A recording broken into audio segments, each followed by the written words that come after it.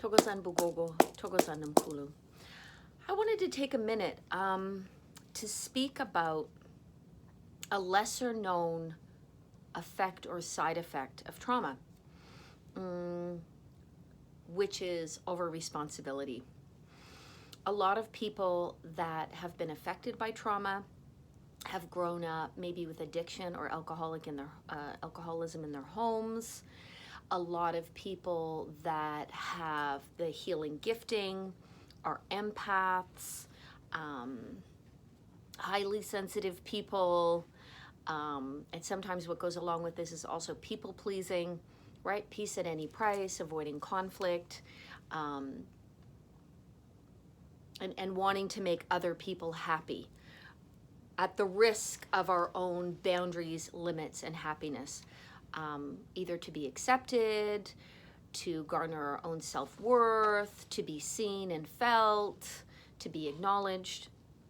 But I want to speak about over-responsibility and how damaging over-responsibility can actually be. In a work environment, over-responsibility isn't only damaging to the person who themselves is overly responsible, because they may end up being overwhelmed, exhausted. Often employers like people that are overly responsible, especially in the business sector, because they give and give and give and give and give and kind of bleed the company or agency, give of their own blood and kind of life force, but of course eventually burn out. So for the person that's overly responsible, why it doesn't work is a little more self-evident. As I said, we burn out, we get exhausted, we maybe don't have our needs met, we haven't articulated how we feel, our opinions, our beliefs, what feels appropriate for us. So that becomes also about boundaries, not setting our own boundaries, not having boundaries respected, not necessarily having healthy communication, not being clear on what our own needs are. And also what can tie into that over responsibility is, of course, the martyr or the victim, right? Like, oh, I do everything for everybody else. Oh, I'm so exhausted, I've got nothing left. Or, oh, people are always taking advantage of me, and I'm always kind of getting hurt. So that over responsibility can leak into so many different areas. Over responsibility doesn't work for the person who's becoming overly responsible, because they are taking away the opportunity of responsibility for other people. We may be enabling other people.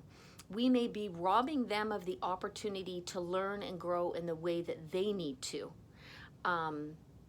Not only that, when we're overly responsible, maybe for a company, for an agency, maybe we're working in an environment that isn't altogether healthy or functional.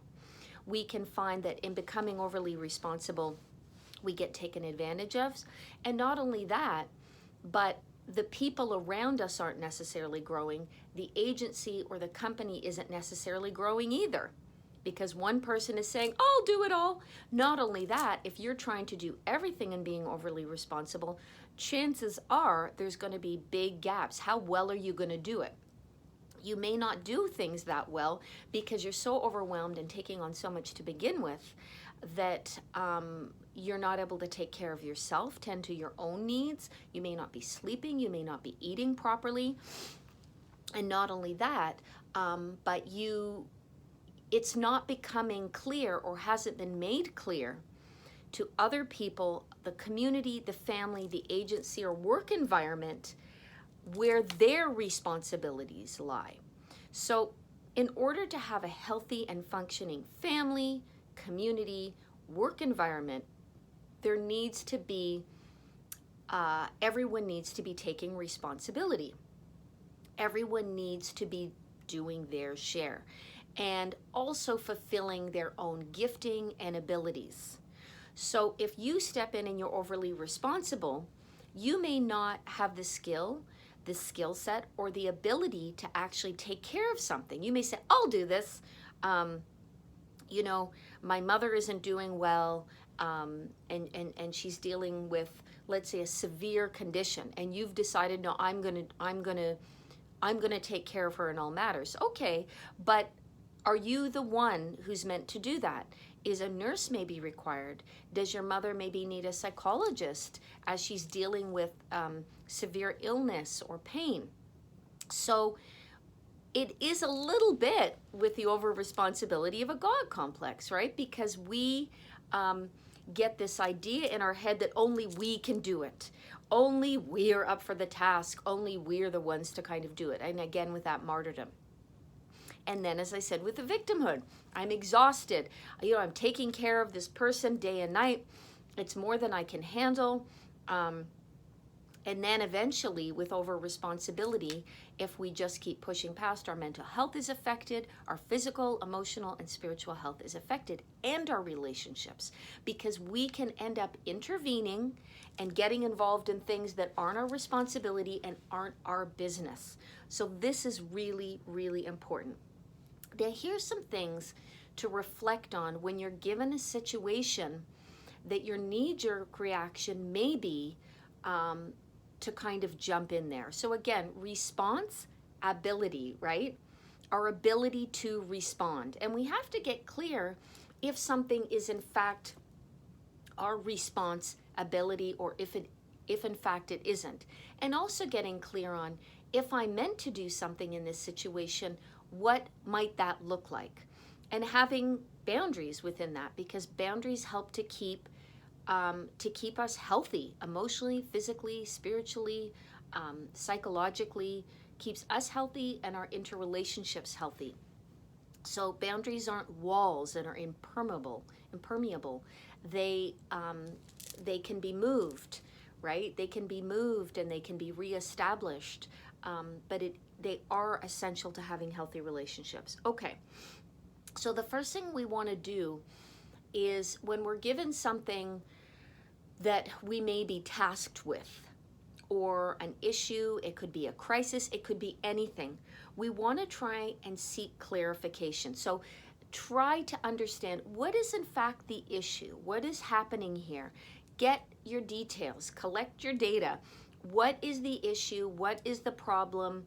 What is the experience? What's all happening here? This applies well to interpersonal relationships, including family relationships, as well as professional and career things. So getting clear, get clarity, try and understand the issue and what's actually happening before you start jumping in, oh, there's a problem. No, get clear and who's involved and what is the exact issue.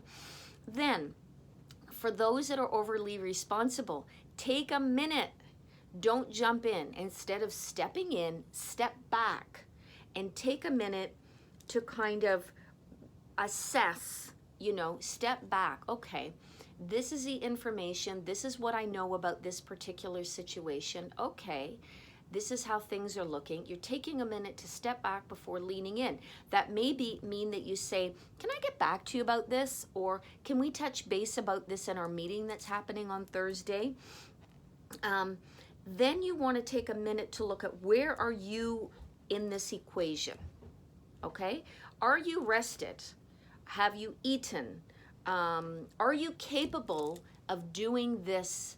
Are you capable of being involved at this time? That isn't to say next week you might not be.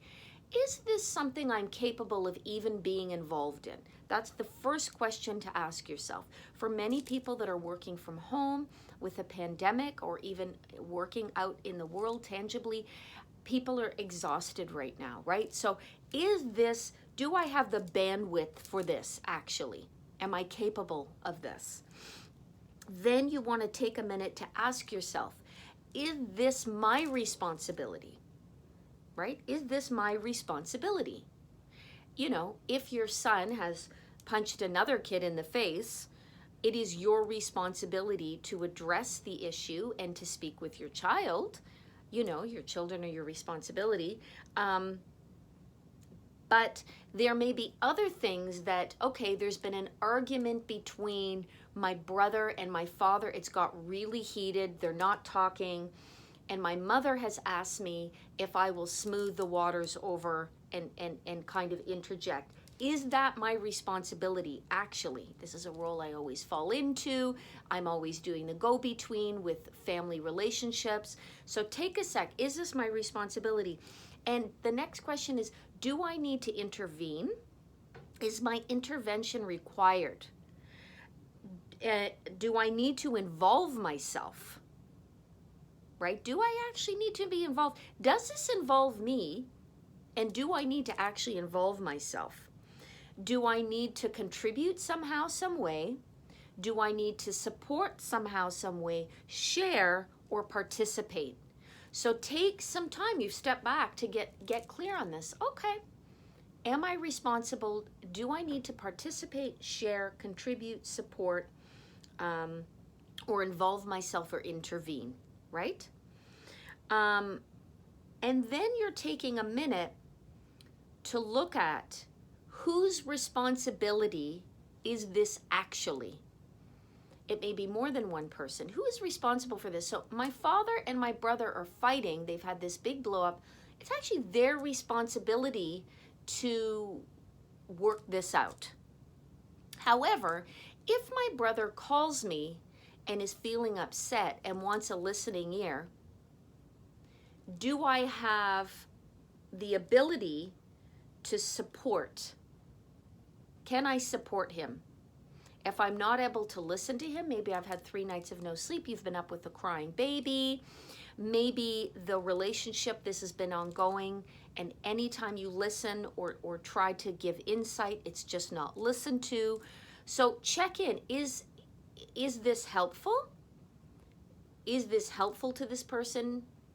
Or isn't it, right? And do I actually need to involve myself? Let's be clear about that. Then getting clear on whose responsibility it is and whose responsibility it is not, right? Whose responsibility it is not. That's important. So what you're trying to do is you've stepped back, you've asked yourself, the first thing is you've taken note. What is the issue? What is the experience? What is the problem? What is the dynamic? What's occurring here? And you've taken a moment. You step back, you're taking a breath. Okay, let me see. What is my responsibility, right? Am I responsible in any capacity here? Okay, who's responsible? And, do I need to involve myself, right? And then from there, if any of the answer is yes to that, or even no to that, if the answer is yes to that, then you're taking a few minutes to get clear on whose responsibility it is, why it's their responsibility, and that's it. Now, you may need to take an action. Maybe you need to send an email. Maybe you have to call the person and say, yeah, I'm not going to be getting involved at this time because I believe the responsibility actually falls on so-and-so, right? Maybe there's no action taken. Sometimes silence and removing yourself says all it needs to say. But the point is you need to be clear with yourself, right?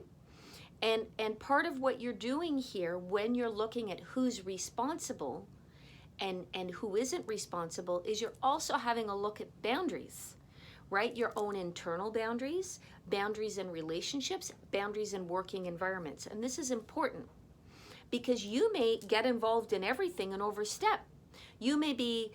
People may be coming to you to talk about things and it might end up gossipy, or you might be feeding the fire, right? So your help is not always helpful, right? And the over responsibility can sometimes be damaging, actually.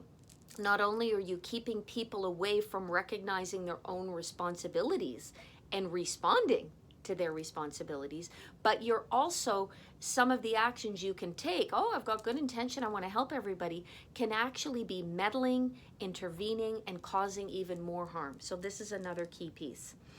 And as I said, looking at who is responsible, why or why not. So I hope this is useful, and I hope that you will consider using that in your relationships, in your work environment. These kind of things take practice. It's practice, progress, practice for progress, basically, right? Because if you've always been an overly responsible person, you overly react, your knee-jerk reaction is to jump in there and help. Of course, that can be a great strength, right? But it can also be a weakness, and it can also be depleting to you and robbing other people of the opportunity to basically grow, to grow and transform in their own capacity. And that's important around our own boundaries in terms of life, where you end and where I begin, right? So this is a good thing to think about. And being able to look at our tendency for over responsibility can also help us to look at that people-pleasing piece, right? So when we start to do this and establish boundaries and who's responsible for what, we might think, oh, now I've got to say something, now I've got to do something, and I don't want to upset anybody, I don't want conflict. So you can also think about how you will or won't articulate that responsibility is not yours, or if it is yours or partially yours, being able to recognize, okay, this element is not my responsibility, but this piece I'm prepared to take responsibility or support or share in some capacity. The other side of that is we also need to take responsibility for our actions and our behaviors and our words and how we conduct ourselves in the world and in life on a day-to-day basis. That's the other piece. We can have people that are shrug responsibility altogether. It's everyone else's fault. It would say it has nothing to do with them. When you're dealing with people like that, that's particularly difficult. You can't force people to be responsible for themselves. But what you can do is maintain your responsibility, and you can role model that for other people, right? And for those that are under responsible or don't want to go to responsibility easily, it's important that we do reflect on that we are responsible for what comes out of our mouth, how we behave, and the actions that we take. And sometimes those things can be rooted in our own pain and traumas, which we may or may not, have been complicit in, right? Particularly with our own traumas, the things that happened to us that we had no control over. But we do have a responsibility now, and how we respond to our responsibilities is really important too. Finding a balance, not being overly responsible, not shrugging all responsibility, but finding that balance and getting clear with ourselves on a case-by-case basis. That's important too, because you may not just apply this to everything. Well, I'm not going to do that, period. You may say that. That may be a very clear boundary for you. I'm not getting involved. Whereas for you, it might be, okay, I'm more comfortable